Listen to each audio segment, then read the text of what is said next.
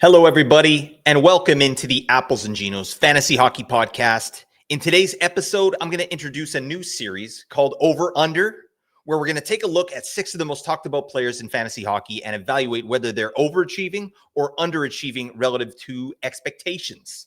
I'm going to be digging into some underlying metrics as well, with the goal being to move past the box scores and determine what's real, what's inflated, and where these players' actual value should be. This is Over and Under.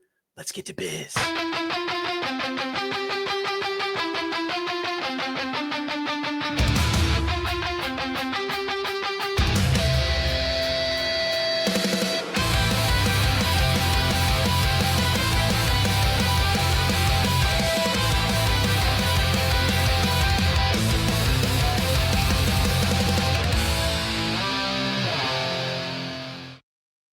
Oh, yeah. Welcome in, everybody. It's the Apples and Ginos Fantasy Hockey Podcast. I'm off to a rockin' start. I biffed the intro, and I do that. I swear to God, this is like the 4th time I've done it, and I'm not doing it again, okay?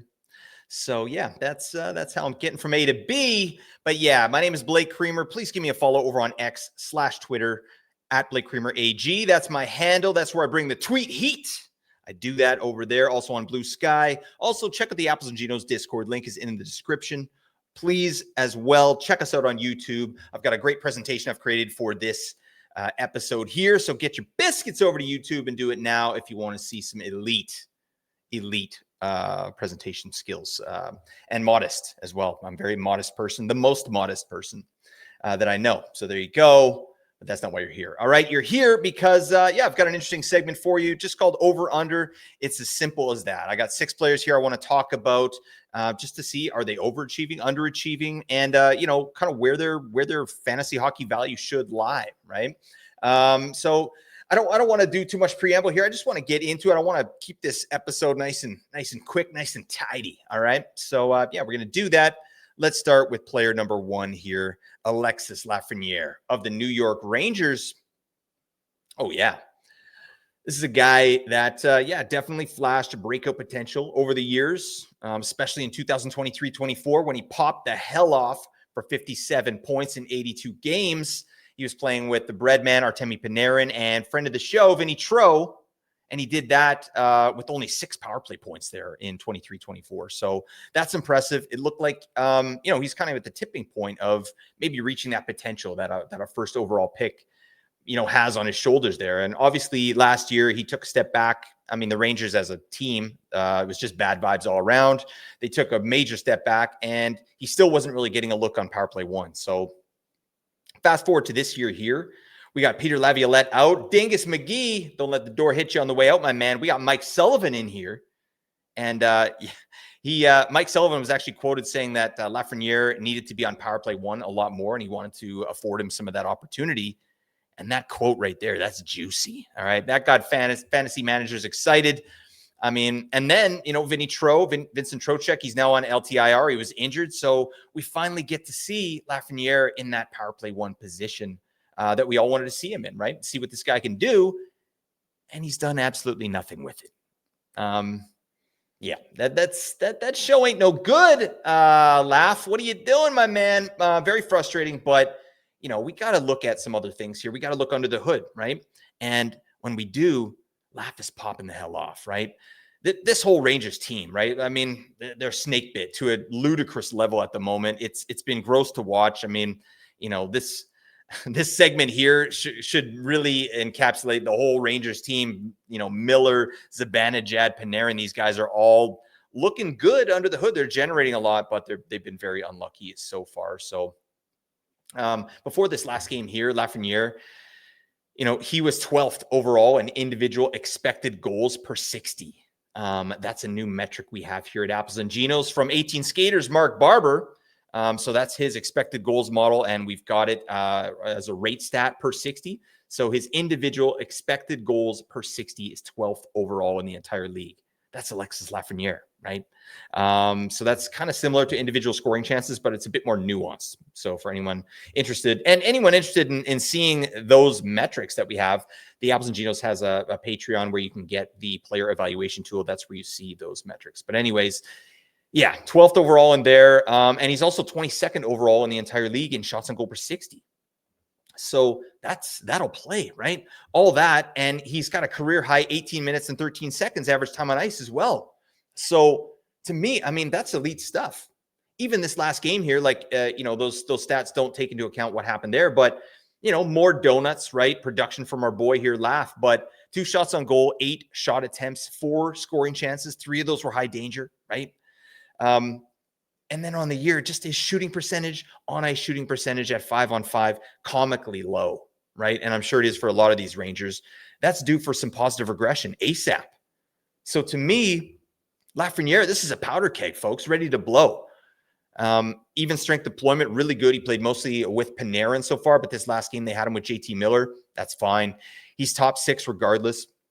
Rangers as a team, they're 13th overall in expected goals for at 5-on-5. So that's a nice place to be, right?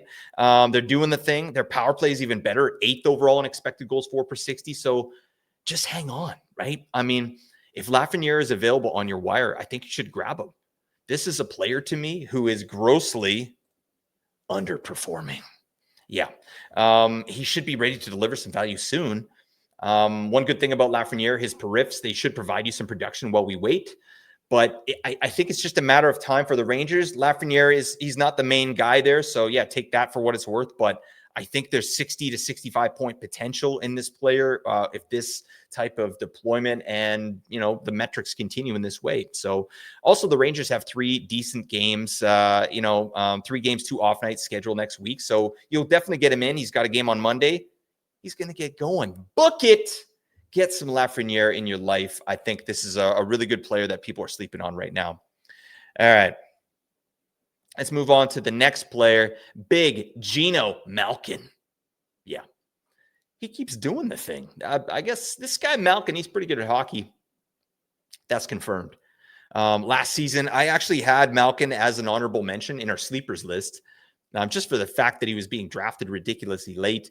And maybe I should have added him here this year because sheesh, this guy's got 7 points now in 5 games to start the campaign. Pretty damn nice considering who he's playing with. Anthony Mantha and the mega sniper, Justin Brazeau, right? He doesn't miss, this guy. I mean, in truth, these are journeymen, right? At this point, and I think it's safe to say that, this is probably not going to continue for Malkin. But, that said, he's definitely worth owning, right? He's hot right now. When you dig in under the hood on Malkin, the metrics are mid as expected, right? Before tonight's game, 131st overall in shots on goal per 60. That's whatever. IPP is 100%. So he's in on every single goal that's scored when he's out there. That's not going to continue, right? His on-ice shooting percentage, 16%. That's high. Okay, very high. Should be around like 9 to 11 for a player like this. Those are all indicators of a player who's running hot. I think that's common sense, right? Again, small sample size here. But yeah, we're looking at a player that is not really doing the thing under the hood. He's just getting extremely lucky, right? He also can't skate very well, right? And his line mates have been popping off as well. I just think, yeah, there's some regression coming. His time on ice is continuing to drop, although not to a level that's concerning. But, I do want to sing some praises for this man here. This year, Pittsburgh has no choice but to put him on power play 1, which is awesome, right? What else? He's 39, right? He only had 16 power play points last year. But yeah, I think he had 28 the season before. So I think that he's got some juice with the man advantage. I think he can definitely beat the 16 power play points he had as long as Crosby's still there. And he should see some better numbers. But it's that 5-on-5 where I think most of the regression is going to come with big Gino. But it is a nice story for Pittsburgh. But this is just not what we should expect moving forward. I think that, Malkin, a 55 to 65 point season would be a nice swan song for him. But as of right now, he is definitely overachieving. Book it.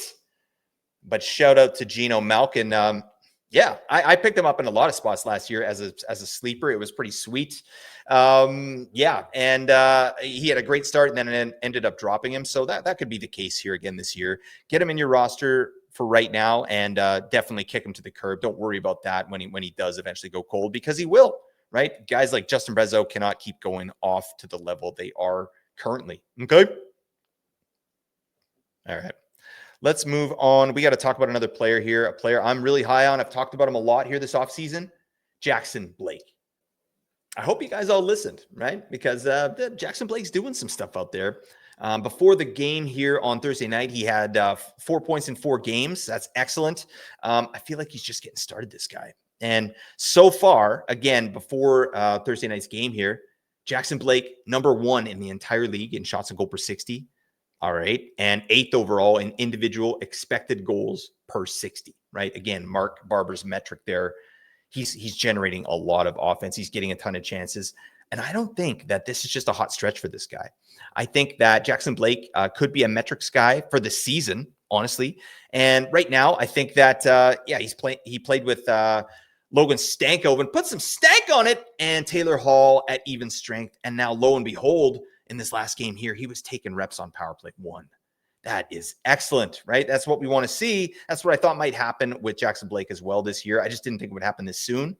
But I think that Blake is a guy that you want to be in on this year. He's amazing puck retrieval. I mean, he can shoot as well.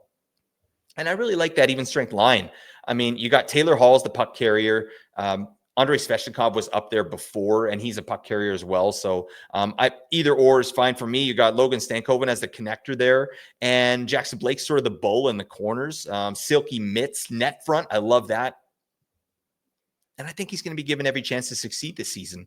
And he's probably still out there on your wires. He's 10% rostered on Yahoo. So definitely worth a look. See if you can fit him in. He's already seeing more ice time than he did last season. And he's obviously a favorite of Rod Brind'Amour, which, against all odds, I don't know. Ehlers got the time on ice decrease here in this last game here. That was pretty stinky, but I don't know. They like Jackson Blake there, and he's getting that time. So I think he should be added at this point with what I'm seeing under the hood. I think he's capable of a lot more. And I do think that 60 points is there for Jackson Blake this season. I know that he now has 5 points in 5 games, but I'm still going to say that he's underachieving. With the caveat that I don't expect 82 points, but I do expect maybe 55 to 60 points. And that is not what we projected Jackson Blake for. So I think he's an ad. Get him in your lineups. This kid's a stud, and I'm here for it. All right. Let's move on to the next player here. We got to talk about Frank Nazar of the Chicago Blackhawks. Yeah. Obviously a nice story here early season. Frank Nazar is really cooking.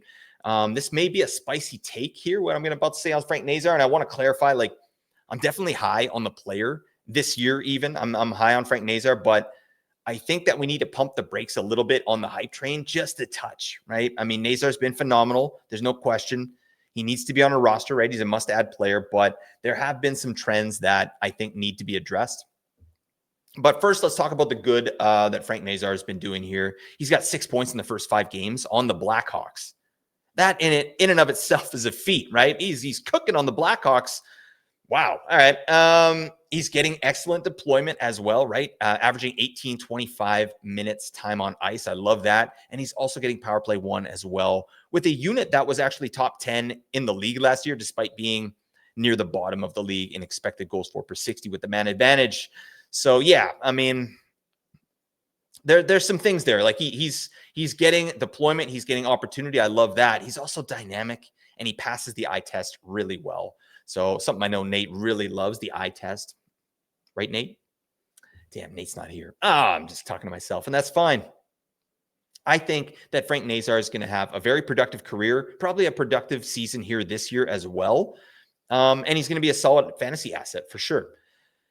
But is he a point per game player? Is he a 60 to 70 point player? I don't know if I'm there yet. I'm not quite sure about that. So let's dig in on some metrics here with Frank Nazar. They're on the low end for sure.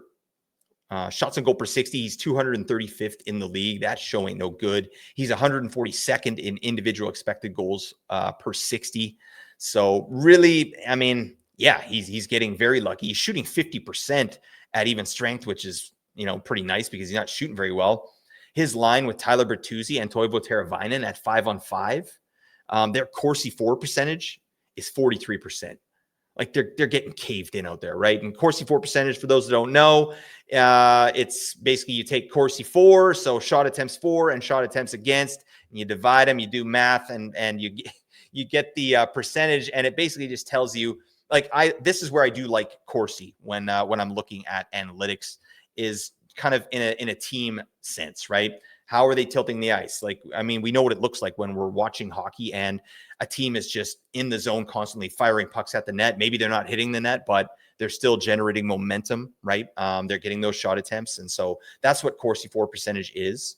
And again, Bertuzzi, Teravainen, and Nazar have a Corsi for percentage of 43%. So that's not great, right? And then they have an expected goals for percentage of 35%. That's not good, folks. Okay. That means, when they're out there, like 65% of the goals are coming at them, right? So they're not generating much out there. And that's something we need to take stock in, right? Like, I think that Frank Nazar is going to cool off. And when he does, it could be a spell. It could be a little bit of time, right? There's definitely an opportunity here, a window to capitalize on some hype. And I might be throwing out some offers with Frank Nazar involved, because I think this might be the highest that he's valued all season, right? He's a hot topic. People are racing to the waiver wires to pick this guy up. People want league winners, right? They want these quote unquote league winners, and they want to be the one that figured it all out, right?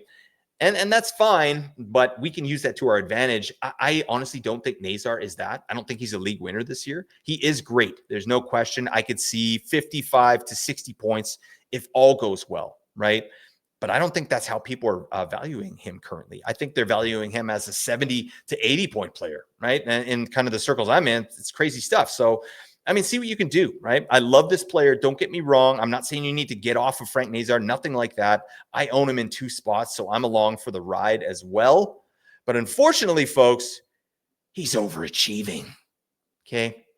At least in this current iteration, in this small sample size of what we have. Take it all with a grain of salt, folks. We're like 5 games into the season here. So, I could be dead wrong on all this stuff, but I'm just telling you what I see. We're digging in on some metrics here, and it's just some interesting stuff. And I think there's a little bit of value to be had here with Frank Nazar. Okay, let's move on. Next player I want to talk about, someone that's been tooting in everybody's faces. Oh God, buddy. What did you eat? What the hell did you eat? It smells like baby food. Damn it. It's Clayton Keller, folks. I'm sorry about that. I have him in a spot, and it's killing me. It's hurtful. This guy went for 90 last year, 90-point explosion, and it's been a quiet start for the Mammoth captain, no question. 1 point in his first 4 games, and that was with the man advantage, right? But Keller was a guy that we identified, everybody identified, right, last year as an elite play driver. That's plain to see if you watch the games, but the micro stats backed it up as well. This is a guy that drives play. He's a puck possession guy. He's a zone entry guy, leading to chances, all the stuff we like. Shot assists, chance assists, he does it all, right? It's popping off the page. So, yeah. And also last year, he got off to a rocket start with 6 points in his first 3. So this start here is mildly concerning. But what isn't concerning to me are the heaps of ice time that the head coach there, Andre Torini, is feeding Keller this season. It's excellent. He's averaging 21 minutes and 20 seconds, which puts him 9th in the league amongst forwards in time on ice. There's more good news as well. His line with Barrett Hayton and Nick Schmaltz has a 71% Corsi for percentage at 5-on-5, according to moneypuck.com. Excellent stuff. That's the highest on the team. These guys are doing all the right things, right? It is, again, a small sample size, but the puck hasn't been going in. They've got no puck luck. And remember, too, Clayton Keller played a couple games with Jack McBain. That guy's an epic beefcake, but he's not an offensive dynamo. All right. That's confirmed. I love me some Jack McBain. But yeah, now that Barrett Hayton is back, that's obviously a much better fit for Schmaltz and Keller. They've done it before. I really feel good about them doing it again. These guys are going to figure it out, right? The Utah Mammoth as a team, they're 21st overall in expected goals for percentage after being 5th last year. So this is an offensive team that's not generating much right now. And I don't think that's going to last, right? Again, small sample size. It's just this team has too much talent. They're too good. They're just figuring things out, right? They're integrating another good offensive player in JJ Peterka. They're relying on their second line a lot more with guys like Logan Cooley, Dylan Gunther getting more time on ice, right? there's some changes here. I think that we need to look at the body of work that Clayton Keller has and trust the talent of the player. And I absolutely do. I expect the pop off very soon. He's going to find his way, and he is definitely underachieving. All right. No question about that. Buddy, 1.4 games. What are you doing to me? All right. This is an offensive-minded team, and Keller is the head of the spear. So put some offers out there for, if you can, for Clayton Keller. I think managers could be getting squirrely a little bit after using a late second, early third round pick to grab him. You won't be disappointed. I think this he's going to be 80 to 90 points again this upcoming season. I feel really strong about that. Again, it's only 4 games in. So see what you can do. There's some value here on Clayton Keller if you can get it done. All right. We'll talk about one more player. This is going to be an epically short episode, and I'm here for it. All right. We got to talk about Zeev Buium of the Minnesota Wild. Buium goes the dynamite. We do that here. All right. Is this another spicy take? I don't know. Maybe. I do love what Zeev Buium has done so far. And Minnesota in general, they've never had a guy like this or haven't had a guy like this on the back end in a long, long time. I can't even remember the last guy. He's a stud on that power play, and that unit looks great. So again, disclaimer, folks, I'm not saying that Buium isn't great or that you need to trade him or move off him or that he won't be able to provide you value this season here in fantasy. He's clearly doing that, right? He's meshed so well on that top power play unit. He's got 5 power play points in the first 4 games. That's excellent. And Minnesota, they look lethal out there. They lead the league with 10 power play goals so far. So it's been going really well with the man advantage. That doesn't look like it's going to stop anytime soon. I could see them leading the league in power play goals at the end of the year. That makes sense to me. Lots of reasons for that. Matt Boldy looks like he's taken another step, right? Kaprizov, he's back to his heart level play before he was injured last season. So there's so much to like about Zeev Buium. His position within the team, definitely that power play deployment. I mean, that really means a lot in this case, right? So the other thing too, his role on that power play is absolutely secure. There's no one coming for it, right? So what the hell are we talking about? Well, why don't you sit down and I'll tell you, okay? Similar to Nazar, I just want to remind people that this type of production is not exactly real, okay? Zeev Buium is a rookie. He's still figuring things out in this league. And at 5-on-5, he hasn't been able to generate anything, right? It's not been looking good there for the team in general as well. So not just Buium, but individually, he's barely shooting, right? Minnesota as a team, again, 5-on-5, they're tied for dead last in the league with 4 goals with Edmonton of all teams. That's the lowest in the league at 5-on-5. So that's weird stuff, right? Best power play, worst at even strength. That's going to normalize for sure. Things will kind of even out a little bit. I think that power play will be good the entire year, but they have the talent to be better at 5-on-5. So that's no question, but it is still a concern to me, even with the small sample size. And then he doesn't give you anything peripherally. Like that does kind of stink in some formats, right? He's kind of like a Lane Hudson type, empty calorie points. I'm not tooting on Lane Hudson either. I love that player. I love Zeev Buium. I love watching him. Great player. Again, I'm just talking value of players and where, maybe the general consensus is where the player is and what the analytics say about what the player is doing, right? So Buium is a hot name out there. He's right now, he's the one that got away from fantasy managers in draft season, right? Is there a manager in your league that is hurting on defense? Can you parlay this hot start for Buium into a more proven fantasy asset? Maybe a player like Jacob Chikrin or Thomas Harley. Like, is that crazy? That might be crazy. That's probably crazy, but you get the idea of what I'm telling you, right? I feel like there are more consistent fantasy assets that bring more to the table on a nightly basis, right? So I definitely think that Zeev is overachieving at the moment, but I love his rest of season outlook. He probably touches 50 points as a rookie, which is great. He'll probably be in the Calder conversation. It's excellent stuff. That's more than I had projected for him.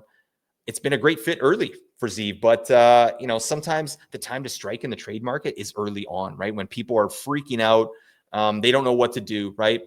I just think it's worth a conversation. If you have Zeev and you're hurting in other areas of your roster, like kick some tires, see what happens, right? But again, you do not need to move off of Zeev Buium at all, right? If you don't, you just enjoy the sweet production, bask in the fact that you identified a legitimate sleeper in your drafts that could lead you to fantasy hockey glory, right? But that's it, folks. That's all I got for over under here tonight. I really appreciate you checking that out. While I've got you, please, again, join the Apples and Ginos Discord community. The link is in the description. We've got over 1,800 fantasy hockey managers getting to biz on the regular. Lots of stuff going on. If you want to be a part of our mailbag shows or you want to get your trades analyzed by the boys on Trade Talks, get in there, right? Also, Apples and Ginos has a Patreon. The link is in the description there as well. We have many different tiers, but at the different levels there, you can get access to myself and Nate answering all of your questions in patron-only Discord channels. So check that out as well. And this video here on YouTube, if you're watching on YouTube, please like, rate, review, subscribe, comment. But that's it, folks. Really appreciate you checking this out. That's it for this episode. Hopefully it brought you a little bit of value and helped you get better at fantasy hockey today. All the advanced statistics here came from Natural Stat Trick, which is a terrific free resource. All three zones, which is a terrific paid resource. Moneypuck.com as well. I want to shout them out. And the music here for the pod, I should shout out my brother as well, Matt Creamer. Thank you, buddy, for the music. Really appreciate that. But that's it for the show here tonight, folks. Until next time, celebrate your day. Bye for now.